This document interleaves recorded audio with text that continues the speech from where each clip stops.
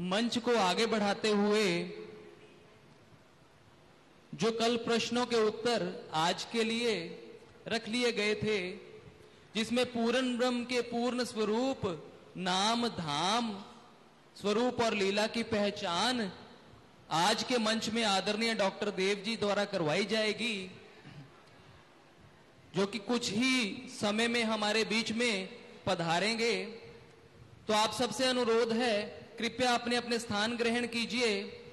जो बाहर भी सुंदर साथ अगर कोई खड़े हैं तो कृपया प्रांगण में आ जाइए और प्रांगण की शोभा बढ़ाइए।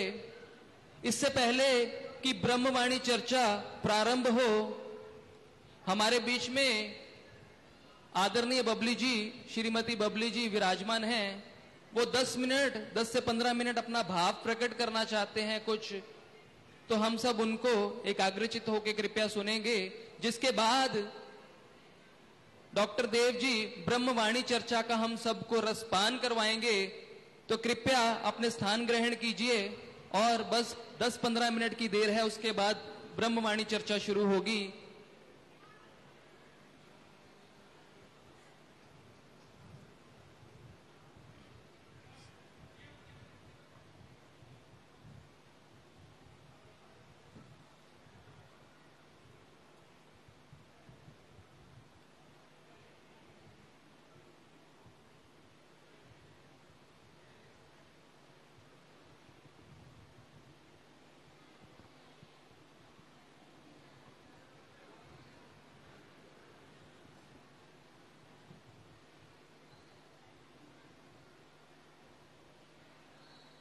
बोलो श्री प्राणनाथ प्यारे की जय, सतगुरु महाराज की जय। आप सभी के चरणों मेरा प्रेम भरा प्रणाम जी। इस भाटापारा की धर्मधरा पर आज हम विराजमान हैं और यहीं पर पूर्ण ब्रह्म परमात्मा, जिसको दुनिया सब कहती है एको ब्रह्म द्वितीय नास्ति, कि परमात्मा केवल एक है। आज उस एक परमात्मा की पहचान के लिए हम इस जमीन पर आज विराजमान हैं। आप पीछे देख रहे हैं, एक चौपाई लिखी है, निज नाम सोई जाहिर हुआ, जाकि सब दुनिया रहा देखत। निज यानी उसकी अपनी पहचान, जिसकी युगों युगों से ऋषि मुनि गुफाओं में बैठ करके जो तप कर रहे हैं परमात्मा को पाने के लिए, आज वो ज्ञान इस संसार में हमारे बीच में आया हुआ है, जिससे आज हम बैठ करके परमात्मा के धाम की, उनकी स्वरूप की, उनकी लीलाओं की आज यहीं बैठकर हम पहचान कर सकते। युगों युगों से ही परमात्मा ने अपने पहचान हर धर्म ग्रंथों के अंदर लिखवा दी गई थी, लेकिन क्यों आज तक किसी को पहचान क्यों नहीं हुई थी? क्योंकि परमात्मा ने 4 वेद इस संसार में पहले भिजवा दिए थे, लेकिन पंचम वेद, जिसको स्वयं वेद कहा गया है, परमात्मा ने कहा था कि मैं स्वयं इस संसार में जब आऊंगा तो स्वयं अपनी पहचान में कराऊंगा। इसलिए स्वयं वेद लेकर स्वयं पूर्ण परमात्मा, जिनको हम प्राणनाथ जी बोलते हैं, हिंदू ग्रंथ के अंदर यानी कि हर घर में हम सुबह शाम आरती बोलते हैं, तुम हो एक अगोचर सबके प्राणपति, बोलते ना आरती को, तुम पूर्ण, तुम परमात्मा, तुम ही अंतर्यामी। और फिर एक लाइन आती है, तुम हो एक अगोचर सबके प्राणपति। बोल तो हम रहे कि सबके प्राणपति, लेकिन अभी हम पहचान नहीं पा रहे वास्तव में क्या है। सबके प्राणपति यानी कि आत्माओं के प्राणपति, जो वो सबका मालिक एक ही है, उनकी पहचान इस कलयुग के अंदर हम धर्म ग्रंथों से, जो जिस ग्रंथ को भी मानता हूं उसी से आज आपको यहां हमारे यहां स्टॉल लगा हुआ है, सबको एक परमात्मा की पहचान मिलेगी। आज बच्चे से भी किसी से पूछे कि परमात्मा कितने, तो वो भी कहेगा एक है, लेकिन एक है कौन, उसकी पहचान हम आज तक नहीं कर पा रहे। चाहे वो रामायण हो, चाहे गीता हो, चाहे भागवत हो, चाहे पुराण हो, कोई भी ग्रंथ हो, एक परब्रह्म की पहचान लिखी हुई है। हम हर रोज कोई रामायण का पाठ करता है, कहीं जाते हैं सुंदरकांड का पाठ करते हैं, उसी रामायण के अंदर लिखा हुआ है कलयुग केवल नाम आधारा, सुमर सुमर नर उतरहि पारा। देखिए कब कहा था? त्रेता के अंदर, द्वापर के लिए नहीं बोला है, बीच में द्वापर भी आया था। ऐसा कलयुग में क्या होने वाला है जो सुमर सुमर के पार उतरेंगे। तो आज तक उस सुमरने वाले नाम के लोग इंतजार कर रहे हैं कि कोई नाम आएगा, उसको हम सुमर सुमर के उतरेंगे। वास्तव में आज तक जो पार कभी गया ही नहीं, उसकी पहचान नहीं थी। वो सुमरने वाला नाम नहीं, वो पार परमात्मा की पूर्ण ज्ञान से उनके स्वरूप की संसार में पहचान होगी, जो आज तक हम नहीं कर पाए थे। इससे पहले कोई पार क्यों नहीं उतरा? क्योंकि पार करने वाले की किसी को पहचान ही नहीं हुई थी।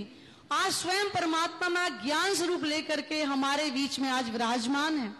इस ज्ञान से जब परमात्मा के हमें धाम की, उसके स्वरूप की जब हमें पहचान हो जाएगी, तभी अब हमसे पार हो सकते, अन्यथा नहीं। तो आज यहाँ बैठे बैठे इन्हीं तनों के अंदर हम लोग गृहस्थियों के घर में जाते तो कहते कि हमें परमात्मा नहीं मिलेगा। हमने कहा भाई क्यों नहीं मिलेगा? कि तो हम तो घर गृहस्थ में फंसे हुए, परमात्मा कैसे मिलेगा?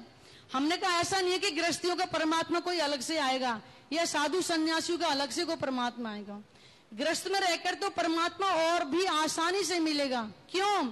कि घर गृहस्थ का पालन भी कर रहे हैं और उस परमात्मा को याद करने का समय भी हम निकाल रहे हैं। तो गृहस्थ में रहकर तो परमात्मा पाना और भी आसान है कि वो दोनों नियमों को पूर्ण कर रहे हैं। आज इस धरती पर हम धन्य धन्य हो गए। युगों युगों से जो ऋषि मुनि गुफाओं में जाकर के साधना कर रहे हैं, उनको पार ब्रह्म का ज्ञान नहीं मिला और आज हमें यहाँ ही बैठे बड़ी आसानी से मिल गया। सब लोग भागवत कथा करने वाले इतने बड़े बड़े पोस्टर लगा के भागवत कथा करते हैं। उनसे पूछा हमने कि भागवत पुराण के अंदर परमात्मा की पहचान लिखी कि परमात्मा 2 तनों से लीला करेंगे।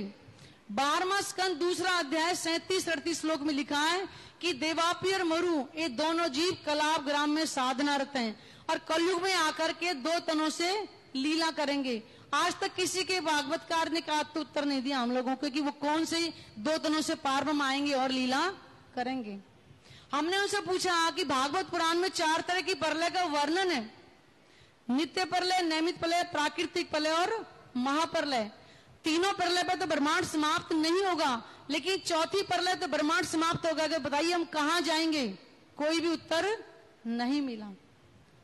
आज हमें बताया, राज्य ने आज इस संसार में आकर के हमें बताया कि तुम कौन हो, कहां से आए हो और ये शरीर और संसार छोड़ करके कहां जाएंगे। किसी से पूछो जाकर के कि ये तन छोड़ के कहां जाएंगे? कोई एड्रेस है जहां हम बता दें कि हम वहां जाकर के मिलेंगे? लेकिन धनी ने हम बताया कि इस संसार में तुम खेल देखने के लिए आई हो और खेल लेकर अपने घर वापिस कैसे जाना है। तो वो ज्ञान जिसकी युगों युगों से संसार वाले इंतजार कर रहे थे, वो इस ज्ञान की पहचान आज यहाँ इस धरती पर आके करें। ये भाटापारा की जमीन का सौभाग्य कि आज पार ब्रह्म की ज्ञान की चर्चा हम अपने कानों से यहाँ श्रवण कर रहे हैं। वो पार ब्रह्म कैसा है जिसको दुनिया निराकार कहे बैठी है। आज हमारे पास धर्म ग्रंथों में परमात्मा के स्वरूप की, एक ग्रंथ में नहीं अनेकों ग्रंथों के अंदर परमात्मा के स्वरूप की पहचान जिनको भी करनी है, चर्चा के बाद आप स्वयं अपनी आंखों से देख करके जाएं। संतों की वाणी के अंदर बहुत कुछ लिखा हुआ। कबीर जी ने अपनी वाणी में कहा है कि 3 गुणन की भक्ति में भूल पड़ा संसार, कहे कबीर निज नाम बिना कैसे उतरे पार। उस निज नाम यानी कि उस परमात्मा की स्वयं की पहचान करे बिना कैसे हम पार हो सकते हैं। उसी के अंदर वाणी बोला है, निज नाम पढ़ा तिन सब पढ़ा और सब मंत्रों का भेद, निज नाम बिना खाली गए पढ़ पढ़ चारों वेद। जिन्होंने चारों वेदों को पढ़ लिया हो, लेकिन निज नाम यानी कि तारतम वाणी के द्वारा उस परमात्मा की अगर पहचान नहीं गई तो चारों वेदों पढ़ना भी व्यर्थ है। आज हमारे पास चार चीजें कहते वादी अमूल्य बताई गई है। एक है मनुष्य तन, एक है भरतखंड भूमि, एक है कलयुग और पार्वन के चरण कमल। आज हमें मनुष्य तन भी अच्छा मिला हुआ है, कलयुग भी मिला हुआ है और भरत भूमि भी और पार्वन के चरण कमल इस कुलजुम स्वरूप की वाणी से आज हमें मिले हैं। आज चारों चीजें अमूल्य, चारों हमारे पास मिली है, तो क्यों ना उस परमात्मा की भक्ति करके हम भी आवागमन से मुक्ति पाले। वही अमर कथा जो अमरनाथ में शंकर भगवान उमा को सुनाई थी वो नहीं सुन सकी थी, वो ज्ञान यही है अमर होने वाला। अमर कौन है? एक सिर्फ परमात्मा, और कोई अब अमर है ही नहीं है। तो जब तक हम अमर होने वाले ज्ञान से पहचान नहीं करेंगे, हम कहां से अखंड मोक्ष को प्राप्त कर सकते हैं? क्योंकि जो स्वयं करने वाला है वही हमें पहचान करा रहे हैं और वही हमें अखंड मोक्ष दे सकते हैं, और किसी के पास अखंड मोक्ष देने की शक्ति है ही नहीं। तो इस कलयुग को धन्य धन्य ग्रंथों में यही कहा है कि जो शंकर भगवान अमरनाथ की गुफा में उमा को अमर कथा जो सुना चुके थे वो नहीं सुन सकी थी, तो उन्होंने कहा कि नाथ वो मुझे दोबारा से सुना दो। शंकर भगवान ने सुना कि उमर उस ज्ञान को मैं दोबारा नहीं सुना सकता। लेकिन कलीर धन्य, कलीर धन्य क्यों धन्य है? कि कलयुग में वो पारब्रह्म स्वयं आएंगे। ये सतयुग में कहा था उन्होंने कि कलयुग में वो पारब्रह्म स्वयं आएंगे और स्वयं यही अपनी पहचान हमें आकर कराएंगे। तो क्यों ना साथियों आज हम मनुष्य तन के रहते रहते उस पारब्रह्म की पहचान करें, 84 लाख योनियों में आवागमन से हम मुक्ति पाएं। तो उस परमात्मा की हम पहचान करें और अपने मनुष्य तन को हम सार्थक करें। बोलो श्री प्राणनाथ प्यारे की जय, सतगुरु महाराज की जय।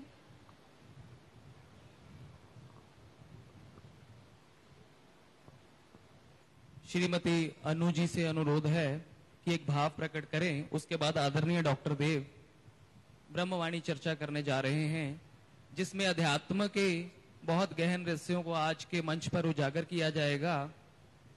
बोले श्री प्राणनाथ प्यारे की जय, श्री सतगुरु महाराज की जय।